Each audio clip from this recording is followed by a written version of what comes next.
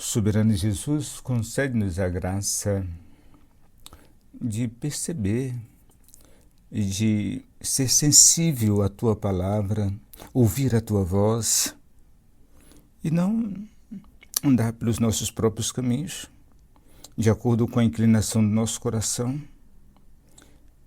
Inclina o nosso coração para os Teus caminhos. Amém e amém. Amigos, estamos de volta ao texto sagrado. Vamos considerar agora o capítulo 13 de 2 Reis. Vamos dar a esse estudo de hoje o seguinte tema: a misericórdia insiste, o Deus que não desiste. A título de tema, nós podemos dizer o seguinte sobre esse capítulo, que mesmo em meio à decadência espiritual de Israel, o reino do norte, Deus insiste em mostrar misericórdia. A Bíblia diz, lembra? A Bíblia diz que a misericórdia do Senhor não tem fim. Então o capítulo 13 de 2 Reis nos transporta a um tempo sombrio no reino do norte. Joacás e Jeoás, reis de Israel, Joás foi rei de Judá, Jeoás, rei de Israel. Reino do norte. Sempre queremos falar sobre o reino que mencionar Israel, nesse contexto que estamos vivendo aqui, está se referindo ao reino do norte, porque é um período do Reino Unido, então sempre o texto sagrado faz essa intercambiação. Então, esses homens, eles continuam no caminho do pecado de Jeroboão. Isso é também algo interessante, porque sempre que a Escritura quer falar sobre alguém que é tipo uma figura, um símbolo de alguém que viveu, que desagradou ao Senhor, Jeroboão é o símbolo máximo. E por outro lado também, sempre que a Escritura quer falar sobre alguém que agradou a Deus, Davi é o símbolo máximo. Então, nesse período, a idolatria permanece e o povo sofre sobre a opressão do inimigo. Os inimigos cercam Israel de todos os lados. No entanto, a grande surpresa do texto é esta. Observe, Deus ainda tem compaixão. Essa expressão. Que fabuloso, Ele ouve a súplica do rei, mesmo sabendo da sua infidelidade, e envia um libertador. Isso é algo impressionante. Além disso, o capítulo registra os últimos momentos do profeta Eliseu, que parte deixando uma última palavra profética, uma palavra de esperança, frustrada por uma fé tímida. E mesmo assim, o poder do Senhor não cessa com a morte do profeta. Sua graça continua viva e ativa.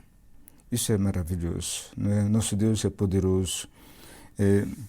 Vamos então à interpretação, à exposição bíblica. Os versículos de 1 a 9, nós podemos dar a esse conjunto de versículos o seguinte tema: o clamor do rei e a resposta divina. Então, apesar de seguir os pecados de Jeroboão, Joacás, ele clama ao Senhor. E sabe o que acontece? E Deus, em sua longanimidade, misericórdia, ele ouve. Um libertador é enviado. E embora o povo continue preso à idolatria, mesmo assim. Então nós podemos aprender que o seguinte: Deus responde ao clamor sincero, mesmo em meio à impureza. Sua misericórdia não depende da perfeição humana, mas da sua fidelidade à aliança. Deus tem um plano, Deus tem um propósito. E para levar a esse plano à frente, às vezes ele passa por cima de muita coisa. Isso é maravilhoso nós observarmos isso. A Escritura Sagrada diz em outro lugar que se não fosse a misericórdia do Senhor, nós seríamos consumidos. Isso é verdade. Olha aqui, veja nesse texto um exemplo disso. E do versículo 10 ao 19, nós vemos aqui uma última palavra de Eliseu. O rei Jeoás visita o profeta Eliseu em seu leito de morte. E o profeta instrui-o com um ato simbólico de vitória sobre a Síria. Mas acontece algo muito triste. A falta de zelo do rei ao golpear a terra limita a vitória dele. Então, nós devemos aprender aqui o seguinte, que a resposta humana à palavra de Deus deve ser sempre fervorosa e cheia de fé e de confiança. A timidez espiritual, meus queridos e amados irmãos, pode limitar aquilo que Deus deseja fazer por meio de nós. Deus queria abençoar Israel por meio de Joás, diga. E, no entanto, ele é tímido. Eu acho bonito também a forma como Eliseu, como o rei se dirige ao profeta. Meu pai. Profundo. Estava afundado na idolatria, afundado na desobediência, mas restava nele ainda um temor de Deus no seu coração. Então isso é incrível isso. Uma outra questão, do versículo 20 a 21, 2 versículos, após a morte de Eliseu, esse fato é incrível. Um morto é lançado no túmulo. Acontece um evento lá, um momento em combate, em batalha, e eles então lançam um corpo, um defunto, e o defunto rola e toca nos ossos de Eliseu e revive ao tocar nos seus ossos. Então, mesmo morto, o profeta continua testemunhando do poder e da misericórdia do Senhor. O poder de Deus não está preso à vida humana, não. Ele continua a agir soberanamente. Deus é o Senhor da vida. E seu Espírito atua além das circunstâncias. Que maravilha, que coisa, que lição preciosa nós podemos aprender sobre isso. O nosso Deus continua agindo soberanamente. Não está preso à vida humana, não está preso a mim nem a você. Deus é um ser, nós dizemos, livre.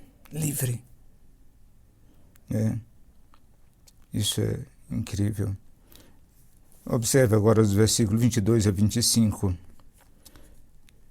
Israel ainda está oprimido, mas Deus não o destrói por causa da aliança com Abraão. Não é impressionante isso? E com Isaac e com Jacó. Ele continua a dar vitória e a preservar o seu povo por causa da sua aliança com Abraão, com Isaac e com Jacó. Deus é o Deus da aliança. Então, o juízo é real. Aprenda isso. A aliança é irrevogável. Então, se o juízo é real, mas a aliança é irrevogável. Deus havia feito uma aliança com Abraão muito tempo antes. Pois por causa dessa aliança, Deus está cuidando e preservando o reino do norte, mesmo em meio à idolatria e desobediência. Deus não abandona o seu povo, não. Sua paciência é um convite ao arrependimento. É isso que Deus faz. Deus quer nos chamar ao arrependimento. É isso que Deus está proporcionando a Ele. Que Deus possamos lembrar sempre disso. A título de reflexão teológica, observe o seguinte. Martin Lloyd-Jones, ele escreveu o seguinte, ele diz que o fato de Deus continuar a agir entre os pecadores, o caso aconteceu aqui nesse capítulo, a nação está perversa, desobediente, mas Deus continua agindo. Deus continua ditando as regras. Ele disse, isso não é sinal da aprovação. O fato de Deus agir em meio aos pecadores não é sinal da sua aprovação e do seu selo, né? Deus não está autenticando, ou está legitimando, ou está dizendo, ou está dando aprovação ao pecado. Não, mas é o sinal da misericórdia paciente de Deus. Ele tolera, ele admoesta, ele disciplina. Isso é verdade, mas ele não desiste com facilidade. Deus é longânimo, tem um ânimo longo, tem uma paciência muito espichada, certo?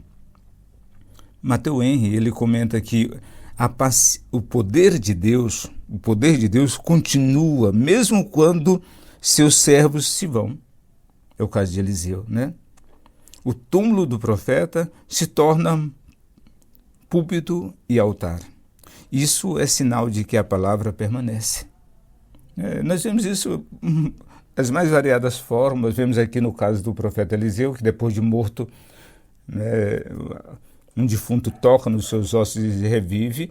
Ou seja, então o poder continua mesmo quando os seus servos se vão. E a aliança também, né? Nós vemos que Deus preservou a vida de Judá, de Israel, estendeu mais a disciplina por causa da sua aliança com o seu povo. Bavinck, ele diz o seguinte, ele afirma que a história da redenção é sustentada pela fidelidade de Deus, não pela resposta do homem, né? Deus não muda o seu propósito. Então, o que sustenta, de fato, né, a história da redenção é a fidelidade do Eterno. Não é maravilhoso isso? Uma das coisas que devemos sempre lembrar, a história da humanidade, lembre disso, não esqueça disso. A história da humanidade é a história da redenção. É a história do plano salvador de Deus. Está entendendo? O mundo, as nações, os reinos, os impérios, são todos eles corolários em relação a essa questão. Ou seja, não é o principal. O principal na história da humanidade é o plano redentor de Deus. Não é impressionante? Lembre disso sempre. Então, a misericórdia que vemos em 2 Reis 13 não é fraqueza, não, é soberania em ação, é Deus agindo livremente. Deus se compromete com a sua aliança mesmo em meio à infidelidade do seu povo. Mas isso não exclui o juízo, não, apenas o adia, dando mais tempo para o arrependimento, para que as pessoas se voltem, para que as pessoas percebam, né, o quão distante de Deus eles estão. A título de conclusão, nós podemos dizer que Deus é longânimo, mas não é indiferente. Em 2 Reis 13, nos lembra que a graça não anula a necessidade de fidelidade. Clamar é necessário, obedecer é essencial, perseverar é sinal de vida. Mesmo em tempos de decadência, o Senhor está ouvindo e agindo e chamando o seu povo de volta. Sempre que Deus age com misericórdia conosco, Deus está nos chamando a um compromisso com Ele. Está mostrando a sua longanimidade, está mostrando a sua graça. Isso, sem sombra de dúvida, é um convite a nos voltarmos para o Eterno. Que Deus abençoe a sua vida e a minha nessa ocasião poderosamente. Amém e amém. Amém. Que Deus nos abençoe. Amém. Amém.